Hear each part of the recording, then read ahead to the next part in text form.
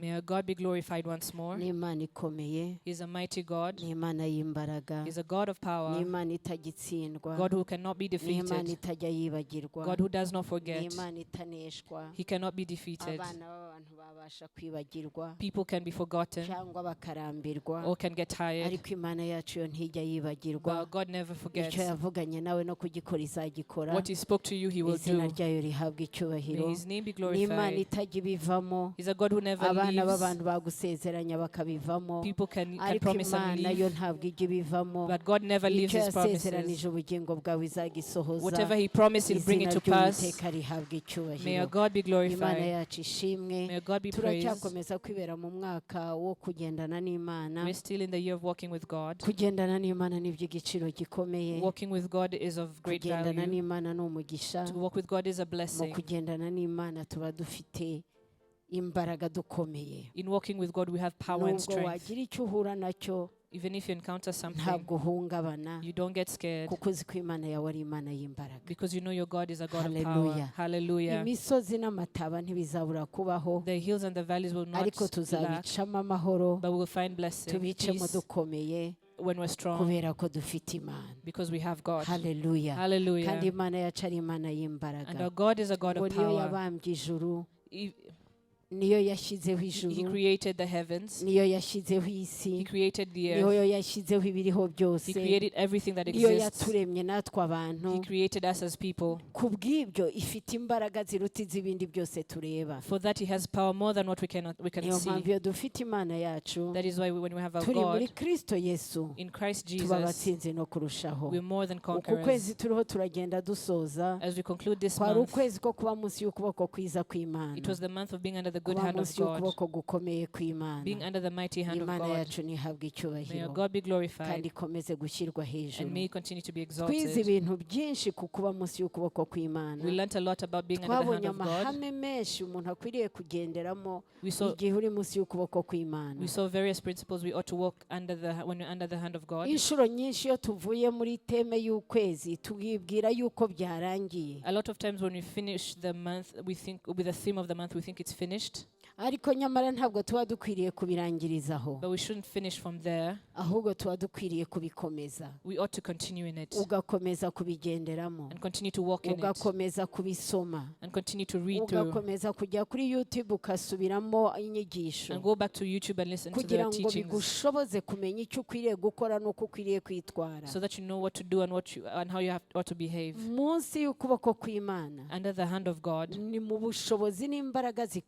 it is in power and ability that is exceptional. That is where we find blessing and rest. You shouldn't leave. Hallelujah. Hallelujah.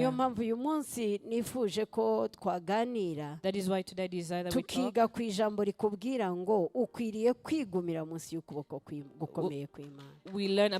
We're going to learn about how we ought to remain under the hand of God. Not how.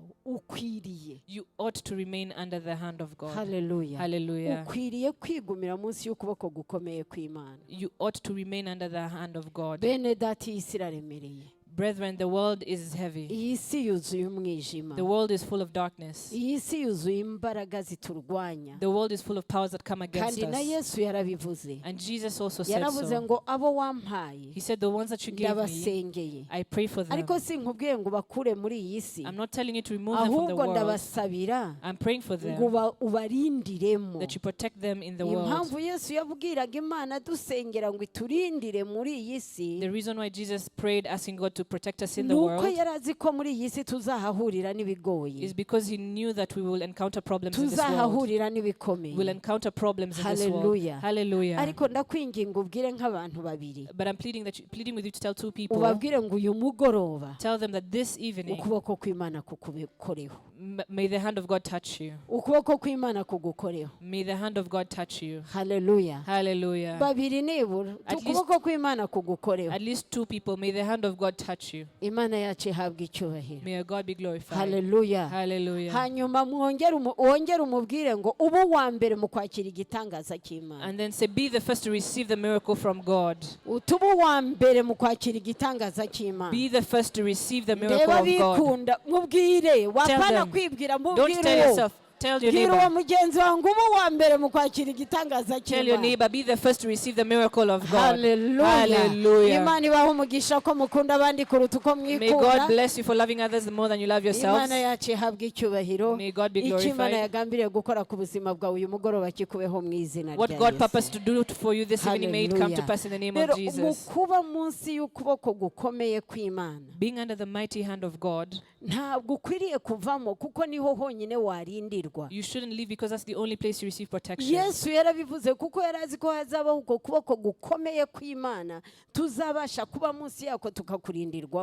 said because we ought to be under the mighty hand of God, that's where we will receive our protection. That is why I'm telling you, I desire for you to remain under. To remain under that good hand of God. Because that is where you receive everything. I'm not going to repeat what they taught. Let us read the word in Isaiah chapter. I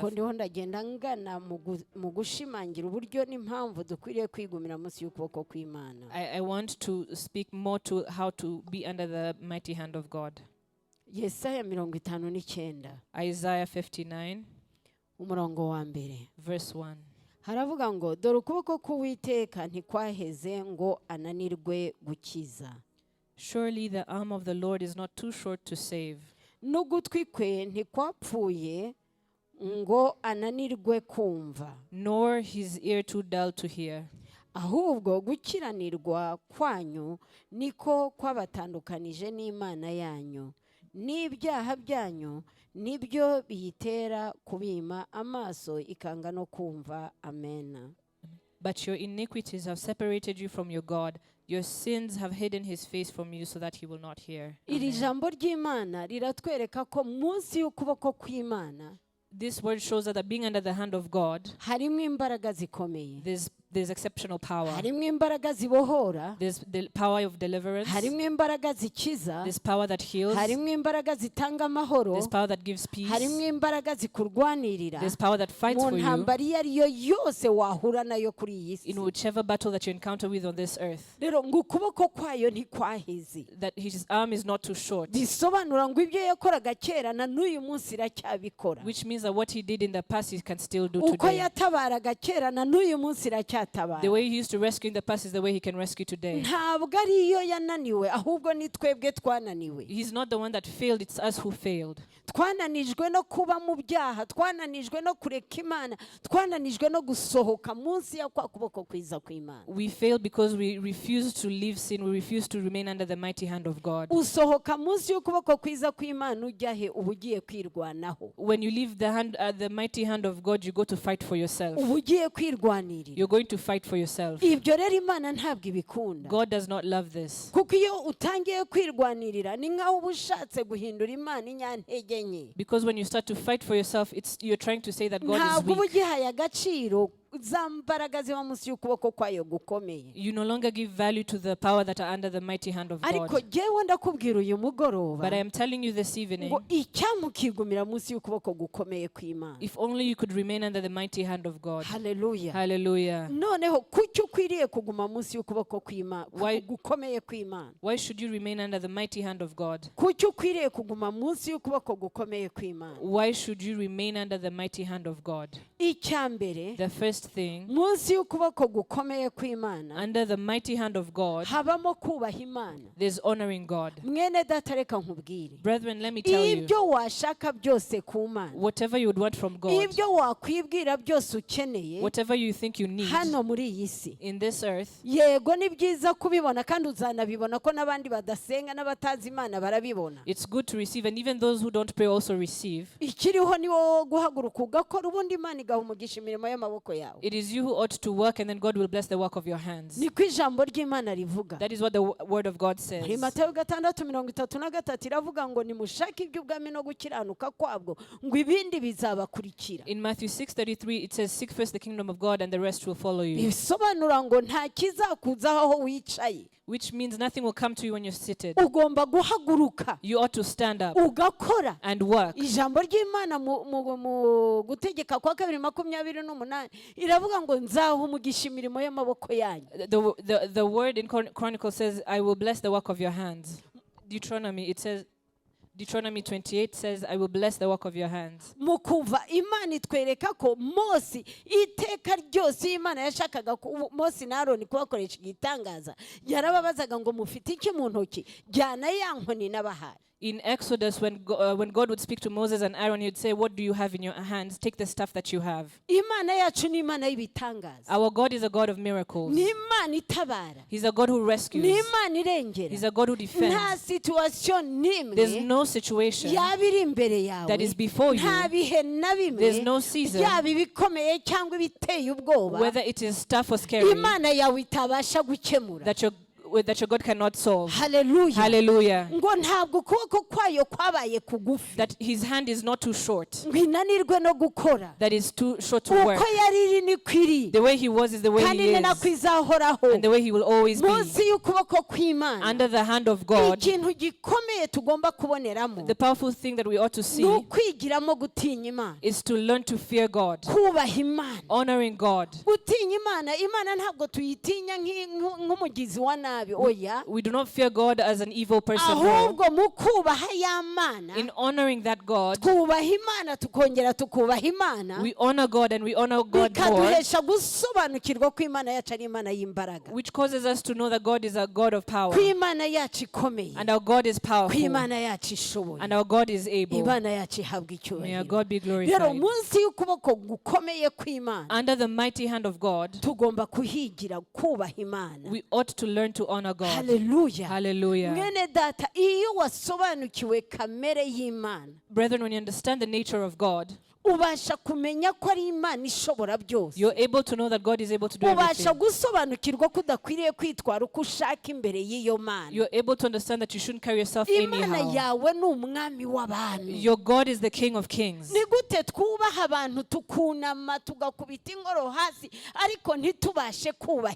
How do we honor people and bend before them, but we cannot honor God himself? You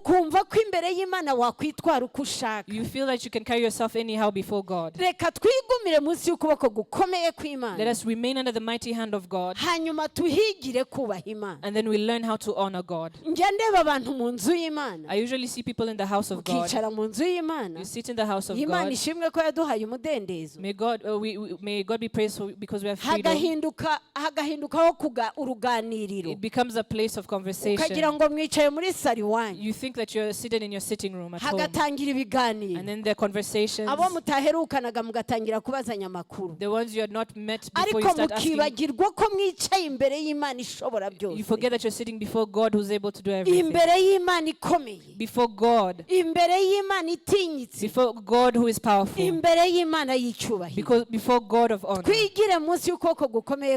Let us go under the mighty hand of God and learn how to honor God. And learn how we ought to behave. Because our God is powerful.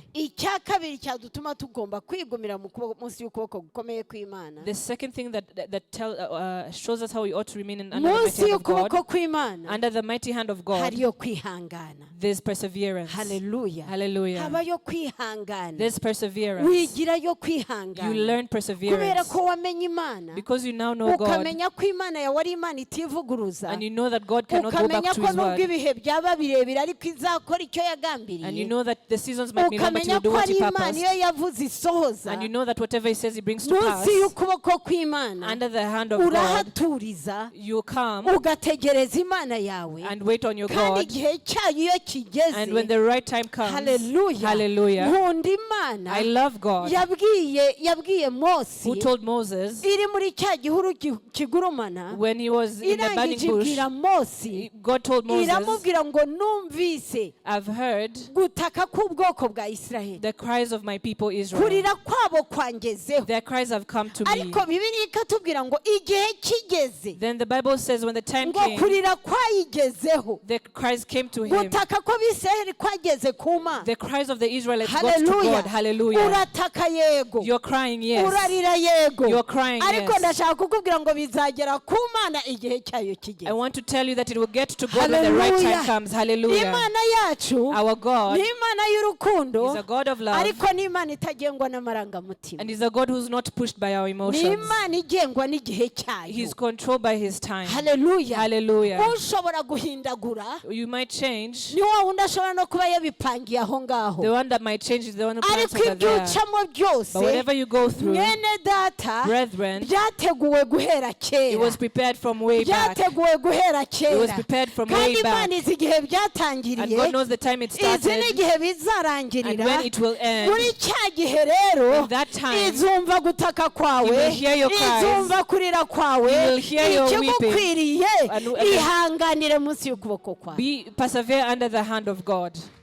Hallelujah. Hallelujah. Ihanganire munsi y'ukuboko kwawe. Persevere under the Humura hand ntacyo of God. uzaba. Nothing will happen to you. Ntacyo uzaba. Nothing will happen to Nubwo you. byagenda bite ntacyo uzaba. Whatever the case, nothing Kuko will happen hari to you. impamvu Imana yateganije kiriya Because gihe. there's a reason God prepared for that time. Hallelujah. Hallelujah. Mureke twemerere Imana tubeho nk'uko ibishaka. Let us accept and live the way God wants us to live. Wisaze imigeri kuko nubwo wasaze imigeri ntacyo bizaguha. Don't kick around because nothing will change. Ahubwo bizagukura mu mugambi It will w'Imana. remove you from the promises instead. Icyiza gikwiriye The right thing ni uko guma munsi y'ukuboko kwiza is kw'Imana. that you remain under the hand of Guma God. munsi y'uko kuboko kw'imbaraga. Remain under that hand that is powerful. Tegererezayo. Wait from there. Iyakurinze utarayimenya. The one that protected you before you knew him Izakurinda birushijeho ubu wayimenye. will protect you even more that you know him now. Hallelujah. Hallelujah. We wihangana n'ibihe byawe. Don't fight with your seasons. Imana ihe umugisha umushumba mukuru. May God bless our senior Kuko pastor yatwigishije ku bihe n'igihe. because he taught us about times and seasons. Wirwana n'igihe cyawe. Don't fight with your season. Tegereza ibihe by'Imana. Wait for the time of God. Hallelujah. Hallelujah. The season of The season God. of God. Hallelujah. Hallelujah.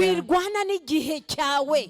Don't fight with your season. Hari igihe There's a season kiri kuri kalendari. that's on the calendar. Kandi iyo ugiye kureba icyo gihe kiri kuri When you kalendari, go to look at that time that's on the calendar, simbakuye muri siyansi. I'm not taking you away from Ariko science. igihe kiri kuri batubwira ko ibihe byatangiriye mu kuvuka kwa Yesu. Siko bimeze? We are told that the time started when Jesus was born. Siko bimeze? Bavuga yuko ibihe no kuri Gregory bavuga ngo imyaka 300 imbere yo kuvuka kwa Yesu. Imyaka 1000 inyuma yo kuvuka kwa Yesu. Nawe niyo reference afite. The Gregorian calendar goes 300 years before Christ and 300 years after Christ. Nawe ni icyo ngicyo ashingiyeho. That's what they've based on. Dore rero nkwereka ukuntu turwana n'igihe bitari ngombwa. Let me show you how we fight with seasons when it's not necessary. Twizihiza kuvuka kwa Yesu muri 25 z'ukwa 12. We celebrate the birth of Jesus on 25th December. Hanyuma tukizihiza gutangira k'umwaka iya mbere z'ukwa mbere. Then we celebrate the beginning of the year, 1st January. None ko tugaruka tugakora reference ku kuvuka kwa Yesu kandi tudatangira umwaka mu kuvuka kwa Yesu. How come we're referring to the birth of Christ as not the 1st of January? Hallelujah. Hallelujah. Rero wihangana n'igihe cyawe. Don't fight with your season. Ahubwo hangana n'ibihe by'Imana. Instead, fight with the seasons of God. Ubitegereze wihanganye. Wait with perseverance. Uhagarare gusa ku cy'Imana yavuganye. And stand on what God told you. Uhagarare ku cy'Imana yavuganye nawe. Stand on what God told you. Wibwira Imana ngo ndarushye kuko kuruha kwawe ntacyo biyitwaye. Don't tell God that you're tired because you being tired doesn't move God. Kuruha kwawe ntacyo bitwaye Imana. You being tired does not move God. Kuko izi neza yuko icyo yagambiriye mu gihe cyayo. Because he knows whatever he planned in his time, he will bring it to pass. Izagikora. He will do it. Hallelujah. Hallelujah. Kandi impamvu itakumva uyu munsi si uko ikwanga. And the reason why he doesn't hear you today is not because he hates you. Nuko impamvu ya byose kwari ukugira ngo yiheshe icyubahiro. It is because the main reason is for him to glorify himself. Hallelujah. Imana yashakaga kwihesha icyubahiro. God wanted to glorify munsi himself. y'ukuboko gukomeye kw'Imana. Under the mighty hand of God, tuhigire kwihangana. let us learn to persevere. Iyo wize kwihangana, when you learn to persevere, ushobozwa no gutegereza. you're able to wait. Hallelujah. Hallelujah. Munsi y'ukuboko kw'Imana, under the hand of hari God, ugukira no gutabarwa. there's healing and rescue. Hallelujah. Hallelujah. Hari ugukira no gutabarwa. There's healing and there's rescue. Iyi si ntabwo izagukiza. This world will not heal Iyi you. si ntabwo izagutabara. This world will not rescue you. Hallelujah. Hallelujah. Kuko Satani intwara afite Because the weapons that the devil has idukanga buri munsi, that scare us, adukangisha buri munsi, that make us ni urupfu dead, is death, is sickness. All of this is to hurt the body. But then the word of God says,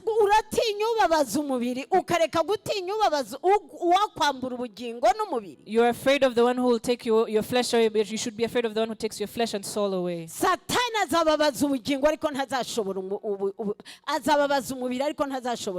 The devil will hurt your flesh, but he will not hurt your soul. The one who gave you your soul is the one who's powerful. He's powerful on it. Hallelujah. He's the one we speak to and he listens. And we ask for rescue and he rescues. Hallelujah. The Son of Man will see that things are tough and leave. But Jesus will always be with you. Jesus will walk with you. In the tough and in the easy, he will stand with you. He will not leave you. And he will never forsake you. He will walk with you. Hallelujah. The Israelites were followed by the Egyptians behind them. Because God had given them an angel to walk with them. When God saw the Egyptians coming close, the angel that was with them, he left the front and went behind and caused darkness. But then the Israelites, before them, they continue to see. Hallelujah. The Almighty will cause darkness behind you, but before you, you will continue to walk in the light, because God is with you, because Jesus walks with you, because he will never leave you, and he will never forsake you. Hallelujah. We ought to know that under the mighty hand of God, there's healing and there's rescue. Hallelujah. There is healing and there's rescue. In John chapter 5, verses 2 up until 8, we see Bethesda at the five colonnades. I told you what 5 means. 5 means the grace of God. Hallelujah. That there were 5 colonnades, that they were full of people that had various problems. There were the lame, those who had various sicknesses, waiting. Hallelujah. Waiting to be rescued, waiting to be healed. The angel would come to the well and he would start the water, and whoever goes first would be rescued. Hallelujah. Hallelujah. Hallelujah. Hallelujah. But there's one day where they were waiting to be rescued by God. The angel did not come, but instead Jesus came. Hallelujah. Hallelujah. Let me tell you, Christians of Miracle Post of Ikarabiro, this year is not the year of the angel. It is the year that Jesus will come himself. Jesus will come to rescue. Jesus will walk with you. He's going to defend you. It's Jesus that will heal you. It is Jesus that he will straighten the path. Hallelujah. There's a reason to remain under the hand of God. There's a reason to remain under the good hand of God. Hallelujah. May God be glorified. Let us see then, how can I remain under the hand of God? How can you remain there? How can you remain there? We've seen that we ought to remain there. Hallelujah. Hallelujah. Because that's where there's everything. That's where there's peace. That's where there's joy. That's where there's rescue. Whatever the man or the Son of Man cannot do for you, you can do it under the hand. Hallelujah. Hallelujah. Then now how can you remain under it? Let us read in Matthew chapter 8. Matthew chapter 8.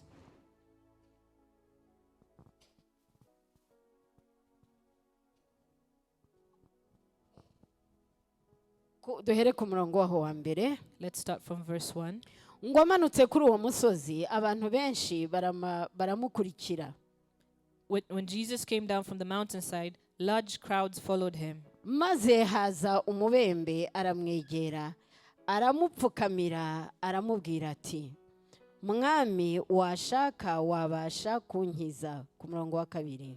Verse 2, a man with leprosy came and knelt before him and said, Lord, if you are willing, you can make me clean. Arambura ukuboko amukoraho ati ndabishaka kira. Jesus reached out his hand and touched the man. I am willing, he said. Uwo mwanya ibibembe bye birakira. Yesu aramubwira ati wirinde ntugire ubwira, ahubwo genda wiyereke umutambyi uture n'ituro Mose yategetse ribabere ikimenyetso cyo kubahamiriza. Amen. Be clean. Immediately he was cleansed of his leprosy. Then Jesus said to him, see that you don't tell anyone, but go show yourself to the priest and offer the gift Moses commanded as a testimony to them. Amen. Hallelujah. Hallelujah. May our God be glorified. How can you remain under the good hand of God? For you to remain under the mighty hand of God, the first thing is always to be alert. You have to always be alert. When he came down the mountainside, a man with leprosy came running. Why did he come running? It's because he was alert. He came. Hallelujah. Hallelujah. Because he was alert. He did not know where he was going to pass, but he was alert. Where Jesus would pass through, a lot of people would come. They would come to find him. Others would walk with him so that they would be rescued, so that he would do good to them. The leper, because he was alert, when you're alert, you also listen. And you know where the seasons have got to. I know that you're going to be rescued. I know that you're going to be defended. Hallelujah. This leper said, I know that what is death for me, but there's what I've heard. There's what I've seen. Let me go to him. Maybe I might be rescued. Hallelujah. The lepers were despised. Because he was alert, he knew that people would despise him, but God would never despise him. Hallelujah. Hallelujah. If you are alert, you'll know that people will not do anything, but your God who is able. Hallelujah. Hallelujah. You know that even though they tell you it is done, it's finished, but for God is the beginning. That is the God we have hope in. Being under the mighty hand of God, let us learn to be alert. Let us learn to be alert. Hallelujah. Hallelujah. The second thing, learn how to take a decision and fast. Learn how to take a decision fast.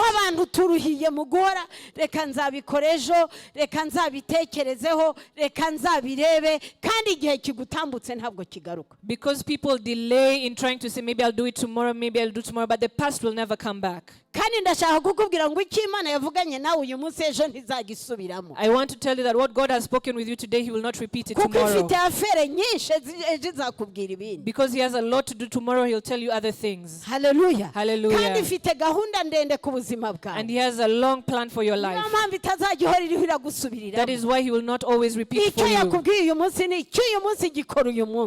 What he's told you today is for today, do it today. Tomorrow he will tell you something else. And what you did not do will become a problem to you. Because you delayed yourself.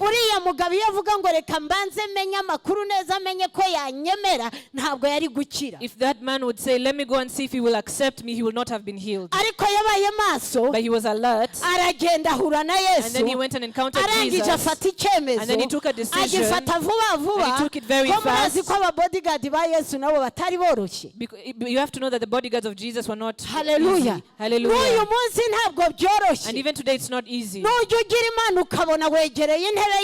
If you're lucky and you see you're close to the throne of God, you've seen that you've gotten there, and you feel it in the spirit, and you feel that footsteps, rush to say what is bringing you. Hallelujah. Speak very fast what is bringing you. Don't start putting logic. The man said, if you're willing, because I know your power, and I accept your word, and I accept your goodness, and I accept your love that does not, if you wanted, you can heal me. Hallelujah. Hallelujah. Then Jesus looked at him, and Jesus said, this one has understanding. They know how to, he knows what to do. He has taken a decision before the disciples came. Because he was alert and did fast.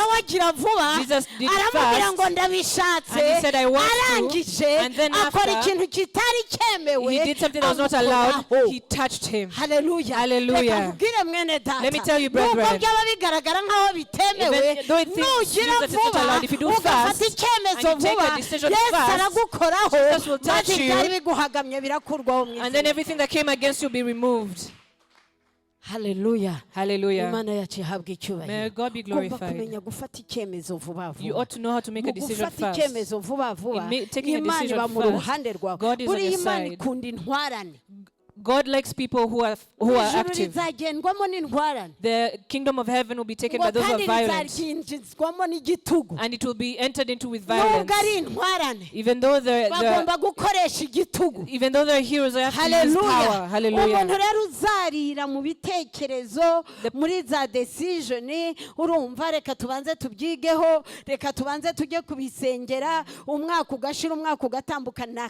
The person who will delay in decisions, saying, let me go pray year after year, that is your problem. In the year of walking with God, we should not be delayed. We should not delay anything. It is the year of seeing the goodness of God. It is the year of seeing the blessing that comes from God. It is the year to be fought for by God. It is the year for God to fight those who fight against you.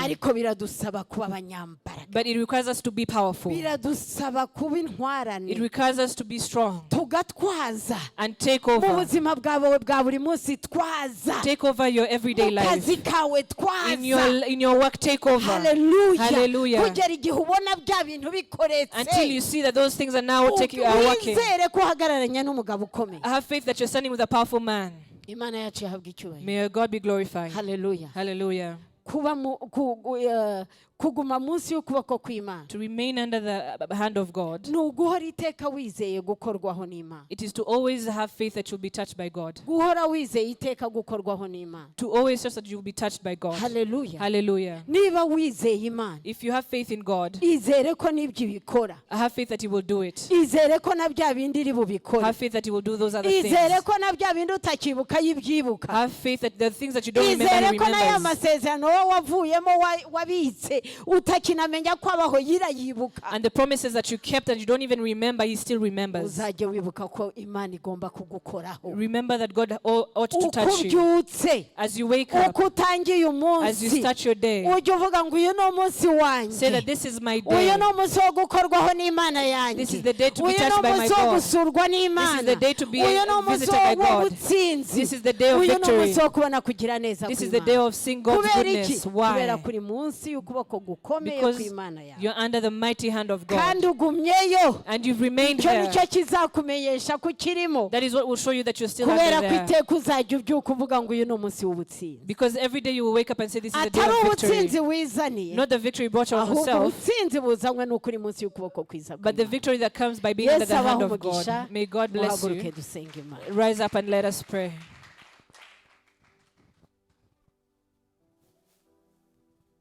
Rise up, let us pray. You're going to tell God, help me to be under you and the good hand. Try and you raise God and speak of His goodness. And then afterwards finish with saying, Help me kwigumira munsi y'ukuboko kwiza kwawe. to remain under the good hand. Dusenge mu izina rya Let Yesu. us pray in the name of Jesus. Data mu izina rya Yesu. Father, in the name of Jesus, Uri mwiza. you are good. Urakomeye. You are mighty. Uri umunyambaraga. You are powerful. Ugira neza. You do good. Urashoboye. You are able. Nta mana yasa nawe. There's no other God that Nta like mana you. yahwana nawe. There's no other God that can be like Ibindi you. byitwa ibigirwamana. Others are called little gods byaremwe n'intoki z'abana that are b'abantu. created by men. Ariko uri Imana. But you are Uri God. Imana ishobora byose. God that is able to do everything. Imana twiringiye. The God that we have our hope in. Imana dukomeyeho. The God that we are Mana strong yanjye, on. Mana yanjye. My God, my God. Tuguhaye icyubahiro. We give you all the glory. Tugushyize hejuru. We exalt you. Data tuvuze ineza yawe. We speak of your goodness. Tuvuze ubwiza bwawe. We speak of your Tuvuze goodness. imbaraga zawe. We speak of your power. Tuvuze imbabazi zawe. We speak of your mercy. Tuvuze uburenzi bwawe. We speak of your protection. Tuvuze gukomera kwawe. We speak of your might. Tuvuze amahoro utanga. We speak of the Mu peace that you izina give. rya In the Yesu. name of Jesus. Mana turiho turasatira. God will come into kurangira us. kuku kwezi. The end of this ukwezi month. ko kuba munsi y'ukuboko kwiza kwawe. The month of being kuba under the munsi good hand. y'ukuboko gukomeye kwawe. Being under the mighty Ariko hand. data But God, twakuboneyemo umugisha wawe. we've seen your blessing. Twakuboneyemo imbabazi zawe. We've seen your mercies. Twakuboneyemo kugira neza kwawe. We've seen your goodness. Twakuboneyemo amahoro utanga. We've seen the peace that you give. Twakuboneyemo umunezero. We've seen the joy that you Twakubonye give. uturwanira uru We've seen that you rugamba. fought for us. Twabonye We've udutsindishiriza. seen your Twabonye victory. uhaguruka. We've seen you Urwana and n'ibiduhangayishije. fight against those that Urwana come against n'ibituruhije. us and those that bring Twabonye power. uhagarara imbere We see you yacu. standing before Utubera us. Imana. You became our Utubera God. umutabazi. You are our rescuer. Uraturengera. And you defended Utubera us. Imana yo mu majya no mu maza. You are our God in our Utubera coming and Imana going. itanga umugisha. Your God of Utubera blessing. Imana itanga amahoro. The God that gives Utubera peace. Imana itanga umunezero. The God that gives joy. Mana tuguhaye icyubahiro. God, we give you the glory. Mana tugushyize hejuru. God, we exalt you. Mana. Oh my God, my God, my Urukundo God. rwawe ntirurondoreka. Your love cannot be Ineza spoken yawe of full. ntirondoreka. Your goodness cannot be Imbabazi zawe explained. ntizirondoreka. Your mercies cannot be Ubuntu explained. bwawe ntiburondoreka. Your grace cannot be Uri Imana explained. ishobora You are God that is byose. able to do everything. Oraravasa tararavasaya. Oh, Yesu. Oramasa tararamashandererevosaya. Oh, urakora. You can work. You are working. You are working. You are working. You are working. Wuzuye urukundo. You are full of Wuzuye love. amahoro. Full of peace. Wuzuye ibyiza. You are full of goodness. Ibyiza byawe. The goodness ku bana bawe. of your children. Ubutabazi. You are a rescuer. Oraramasiraramashererevo. Yesu we. Jesus, Uri Jesus. mwiza. You are Uri good. umunyambaraga. You are powerful. Urashoboye. You are able. Ninde wakwitangira umwana w'umuntu. You are Uretse wowe. No one can come over. Watwitangiye ku You musaraba. you give yourself to us. Warasasararamo. Igorogota. In Golgotha. Ya. Oh, Yesu we. Oh, hallelujah. Oh, hallelujah. Uri mwiza. Oh, you're Uri good. mwiza. Oh, Lord, you're Uri good. mwiza. Komeza Oh, Lord, you're utwiyoborerema. good. Komeza utwiyoborere. Continue to lead us, oh Komeza God. utwiyoborere Continue to murengezi. lead us, our defender. Hallelujah. Utwemerere tugume munsi Accept y'ukuboko that we may kwiza remain kwawe. under the good hand. Utwemerere twigumire munsi y'ukuboko Accept that we may gukomeye remain kwawe. under your mighty Erega hand. ni wowe gihome gikomeye It is you, our shelter and our Ni wowe ubasha stronghold. kuduhisha. You are the one who Ni can wowe cover ubasha us. kuturengera. You are the one who can Ni defend wowe us. ubasha kutugirira neza. You are the one that can do good to us.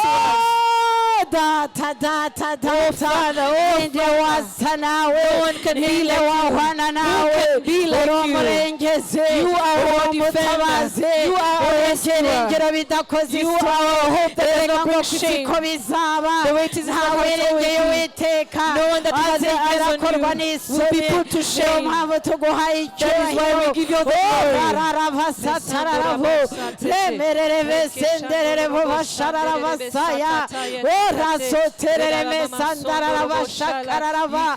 Mana turaguhimbaje. praise you, Lord Mana Jesus. tugushyize hejuru. exalt you, O Mana Father. tugushyize hejuru. We exalt you, Reka Father. imitima yacu Let our hearts dukomeze twibere munsi y'ukuboko continue kwawe to be under gukomeye. your mighty hand. Dukomeze twibere Let us munsi continue y'imbabazi under- zawe. be under your Dukomeze eyes. twibere mu burinzi us bwawe. continue to be under your Amahoro protection. yawe atwikira May your ubwoko peace continue bwawe. to cover your people. Umunezero utanga May your ube may your muri bo.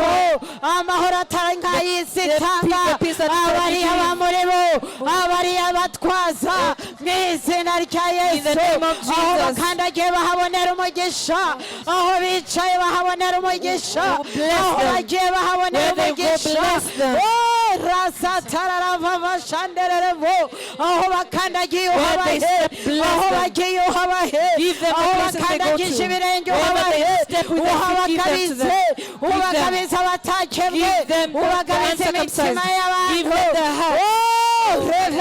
revesatararava randereveshi abasaya mana urakoze. Father, we thank you. We give you the glory. Bless your people. Bless your people. Bless them as they go. And bless them as they sleep. Bless them as they sit. Bless the work of their hands. Bless them in the neighborhood and in the country. Bless them, O God. Bless them, Father. Bless them, O Lord. We pray for the country of Rwanda. We are praying that, oh God, that the soldiers from heaven, let them cover this country in the name of Jesus. Let the armies cover this country. Let your armies cover this country. Let your armies cover this country. Let your armies cover the boundaries of this country. Let your armies be over the borders of this country. Oh, hallelujah. Hallelujah. Let the tongues of fire surround this country. Let the tongues of fire surround this country. Let the tongues of fire surround this country. Let the tongues of fire surround this country. We show you the borders of the land in the name of Jesus. We show them to you. We show you the borders in the skies. We show you the borders on the waters. Protect them, Father. Bring your let them cover this country. Let them cover this country in the name of Jesus. Father, we praise you. We thank you. We clap our hands in the name of Jesus. Amen. Amen. Father, we thank you in the name of Jesus. May God bless you.